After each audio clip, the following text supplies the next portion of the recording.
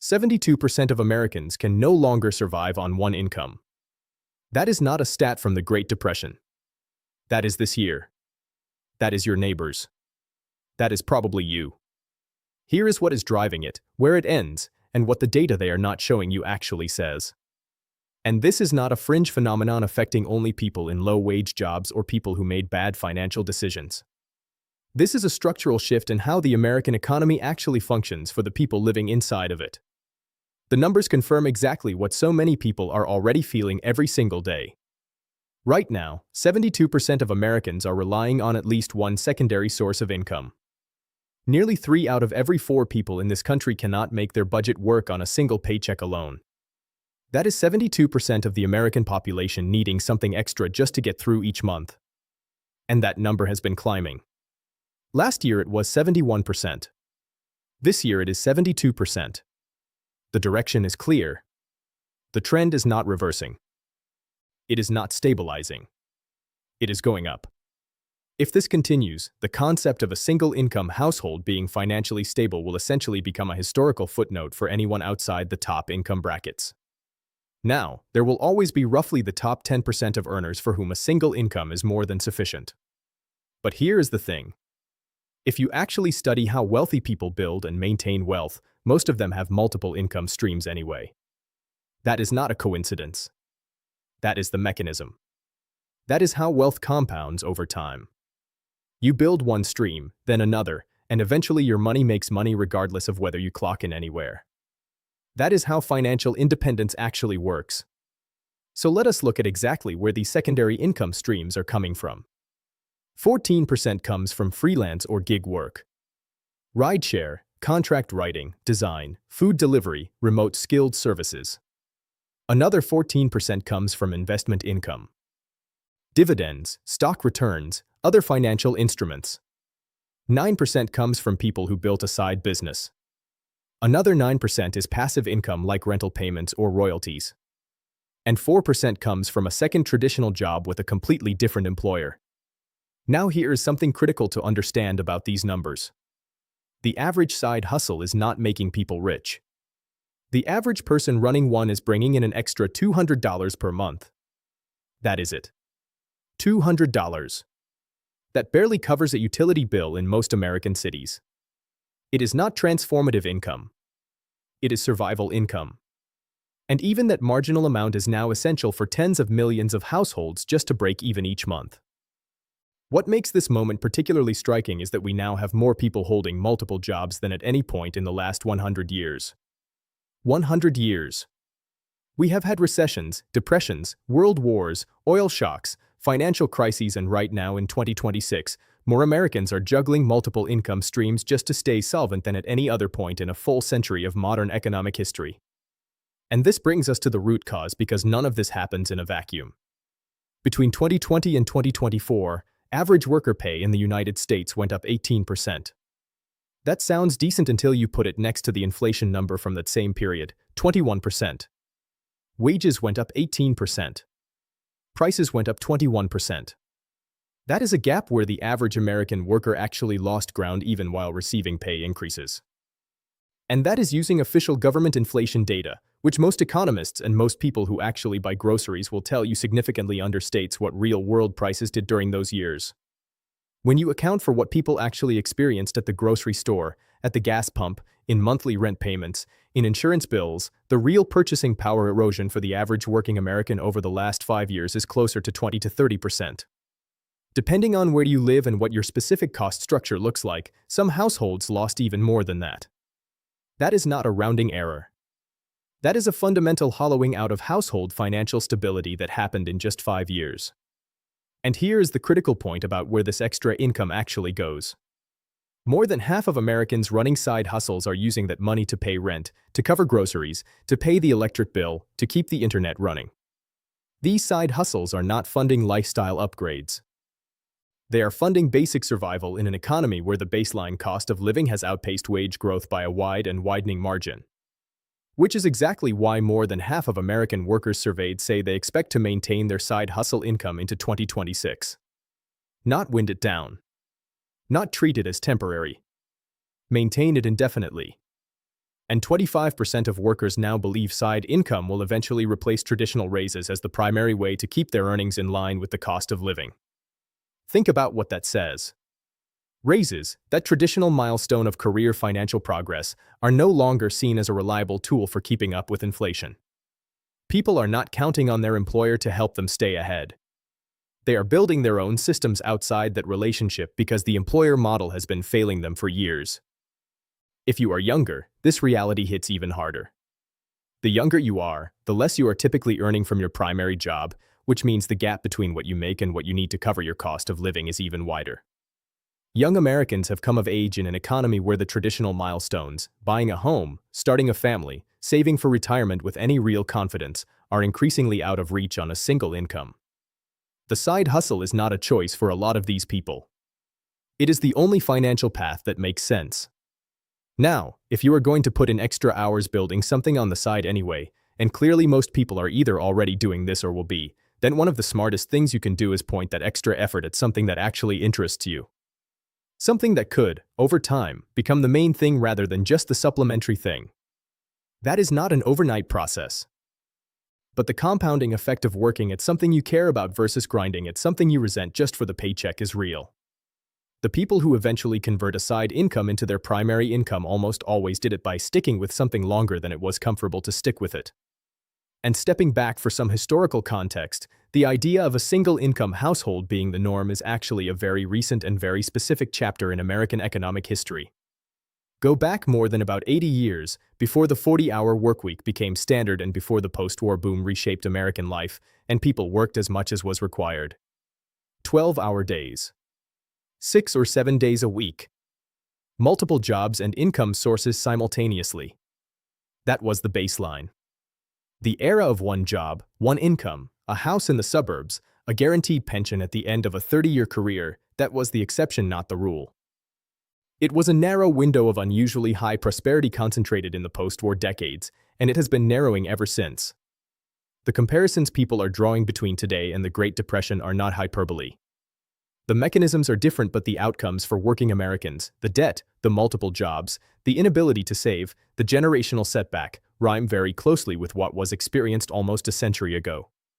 People are not struggling because they made bad decisions. They are struggling because the structural conditions that made financial stability accessible to ordinary workers have been degrading for decades, and that degradation has accelerated significantly in just the last 5 years. Now let us talk about something a lot of people are paying close attention to right now: tax refund season. Because with the financial pressure most Americans are under, this refund cycle carries enormous weight. The projection for 2026 is that an additional $65 billion compared to 2025 will be injected into the economy through tax refunds alone. That is an 18% year-over-year increase. That is a significant sum of money flowing back to households that in many cases genuinely need it. But here is where the story gets complicated. That $65 billion is not going to be distributed evenly. Middle and higher income households are expected to capture the largest share of those gains, driven largely by changes in the tax code and specifically changes to the SALT deduction, which stands for state and local tax. Under the updated rules, high-income earners in states with significant local and state tax burdens can now write off a much larger portion of those taxes against their federal tax obligations. For someone in that position, that could mean $13,000 or more back in their pocket that they were not getting before. It does not arrive as a direct refund check, but it has the same effect on their bottom line. The average 2026 tax refund is projected to come in around $3,800. That is $300 to $1,000 higher than last year's average. For people who benefit from the overtime and tip income deductions, which do help service workers specifically, there is some meaningful relief built in. But the biggest structural gains are tilted toward people who were already doing better. This is what analysts call the K-shaped economy. At the top of the K, things are going well and getting better. At the bottom, things are difficult and getting more difficult. The 2026 tax refund distribution maps onto the shape almost perfectly. And there is another critical layer here: what happens to the money after people receive it? High-income households are statistically far more likely to save their refund or channel it into financial assets, stocks, property, gold, Bitcoin, whatever asset class they favor. Bank of America estimates that roughly half of this stimulus injection will never circulate through the real economy at all because it will go straight into investment accounts and asset markets. That money will not pay a landlord. It will not buy groceries. It will sit in a brokerage account and compound. Meanwhile, Americans at the lower end of the income scale will spend their refunds almost immediately on things they have been deferring for months. Rent arrears, utility bills, overdue car payments. Groceries stocked up while there is finally enough cash to do it. Historical data shows that lower-income households increase their spending by 40% in the weeks immediately following tax refund receipt. 40%. That is how pent up the financial pressure is. That is how quickly the money flows right back out when people are running a deficit month after month. The refund provides one moment of breathing room before the cycle continues. Now there is a GDP story here worth watching critically. When that spending hits the economy in the weeks after refunds go out, consumer spending numbers will spike. GDP figures for the second quarter will likely show a meaningful bounce. And you are going to see headlines suggesting the economy is recovering, that growth is on track, that things are looking up. Do not let that narrative replace the underlying reality. The job market right now is the weakest it has been going back to 2003. Wage growth is not keeping up with inflation. Only about 25% of Americans can currently afford to purchase a home in today's market. Those structural problems do not disappear because of a one-time tax refund cycle. The GDP boost is real, but it is temporary. It is a flush of cash through an economy with a structural problem, and once it passes, the structural problem is still there. Do not lose the context when the rosy headlines start coming. Now let us look at something that tracks the actual financial health of American households in real time, because it tells a story that is very hard to spin: credit scores. A new analysis from WalletHub found that credit scores declined in every single U.S. state over the past year. Not some states. Not most states. Every single state. Scores fell nationwide between the third quarter of 2024 and the third quarter of 2025.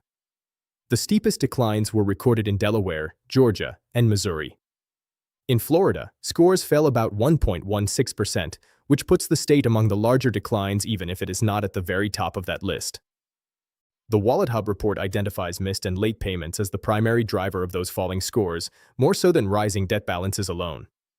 Though carrying a higher proportion of your available credit does negatively affect your score as well. Both factors are in play. But the missed payment issue is the more damaging one, and it speaks most directly to what is happening in American households right now. People are not missing payments because they are careless. They are missing payments because the money is simply not there when the bill comes due. These falling credit scores carry consequences that ripple through every other area of a person's financial life. Your credit score is not just a number. It is a key that either opens or closes doors across your entire financial existence. When your score drops, your ability to qualify for a mortgage weakens. If you do qualify, the interest rate you pay is higher, which means more of every monthly payment goes to interest and less goes toward building actual equity. That higher payment makes it harder to stay current, which puts further downward pressure on the score. That is a loop that feeds itself. The same dynamic plays out with auto loans, personal credit lines, and business financing for people trying to build something on the side. And there is one that catches a lot of people off guard: insurance premiums. In most states, your credit score is a direct factor in what insurance companies charge you. A lower score means a higher premium every single month, and that is money leaving your household that has nothing to do with an actual claim or event. It is just the cost of having a lower number. A penalty on top of a penalty. So the cycle looks like this. Your wages do not keep up with inflation, so your purchasing power shrinks. You take on debt to close the gap.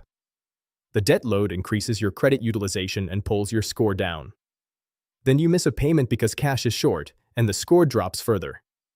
With a lower score, every form of credit you access becomes more expensive, which means more of your income goes to debt service, which means less is available for everything else, which means you fall further behind, which means you miss another payment.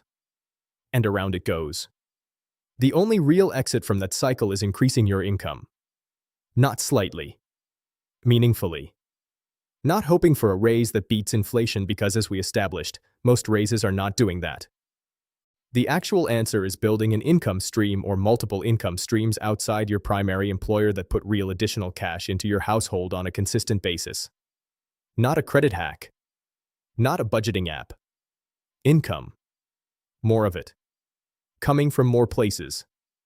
That is how people break out of that spiral, and there is no shortcut around it. Credit needs to be understood as a tool and nothing more. You build it and maintain it so that when you genuinely need access to capital, you can get it on favorable terms. It is not a substitute for income.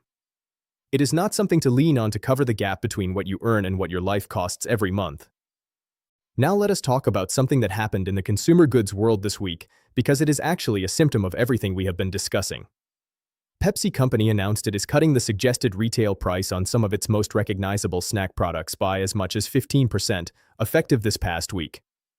We are talking Doritos, Cheetos, Tostitos, Lay's, and other products in that portfolio. The company stated plainly that it spent the last year hearing from consumers who told them they are feeling financially strained. Shoppers have been increasingly willing to abandon brand loyalty and switch to store brand alternatives that cost less and in many cases deliver comparable quality. The numbers back that up. Over 10 months of 2025, store brand food sales grew 0.3% while national brand sales fell 0.7%. Consumers are making rational decisions under financial pressure. The name on the bag is no longer a priority when the margin between income and expenses is this tight. There are also structural demand shifts happening beyond pure price sensitivity. The adoption of GLP-1 weight loss medications has accelerated significantly, and one of the consistent effects of those drugs is dramatically reduced appetite, particularly for snack foods. Combine that with a broader health awareness movement and you have a shrinking market for products built around processed ingredients regardless of price point. More people are paying attention to what is actually inside the things they eat, and what is inside Doritos, Cheetos, Lay's, and the rest of the category is GMO corn, seed oils, high fructose corn syrup, and artificial ingredients. None of that category scores well under increased nutritional scrutiny. Pepsi stated this is not shrinkflation in reverse. The size of the products is not being reduced to offset the price cut. The bag stays the same size. The weight stays the same. Only the price comes down. They are competing on price to win back customers, which is a very different posture from just a few years ago when these same companies were the ones raising prices and blaming supply chain costs. What this signals, when you step back and look at it in context with everything else we have discussed today, is that even demand for non-essential consumer goods is collapsing under financial pressure. When companies selling some of the most heavily marketed snack products on the planet have to cut prices 15% to retain customers, that tells you something real about where the American consumer actually stands. People do not have the margin for anything that is not essential. The side hustles are covering rent, not snack budgets. And if there is a silver lining buried somewhere in all of this, it might be that the economic pressure of this moment is pushing people away from junk food and toward less processed options. Seed oils, high fructose corn syrup, and artificial additives are significant contributors to metabolic disease, inflammation, obesity, diabetes, and cardiovascular problems at a population level. If financial pressure is one of the things that drives a meaningful shift away from those products, then a decade from now we may see a measurable health outcome come out of this difficult period. But let us be clear about what we are actually looking at. A 15% price cut from one of the largest food companies in the world is not a sign of a healthy, growing consumer economy. It is a company fighting to hold its customer base in a market where those customers are running out of money. That is the signal. Not the price cut itself, but the reason behind it. We are watching the pieces of a stressed economy show up in every corner of daily life at the same time. In the side hustle numbers. In the credit score data. In the tax refund distribution. In the food aisle. The picture is consistent and the pressure is real. The people feeling it most acutely are the ones who had the least financial margin to begin with. If you are in that position, the message is not to panic. Panic does not generate income. The message is to be clear-eyed about what the situation actually demands, a deliberate and sustained effort to build additional income, even slowly, even starting from something small, because the evidence is overwhelming that depending on a single employer to carry your entire financial life is a structural vulnerability in the economy we are all living in right now. Make sure you are subscribed so you do not miss the next breakdown. The numbers keep coming and we will keep putting them in context for you.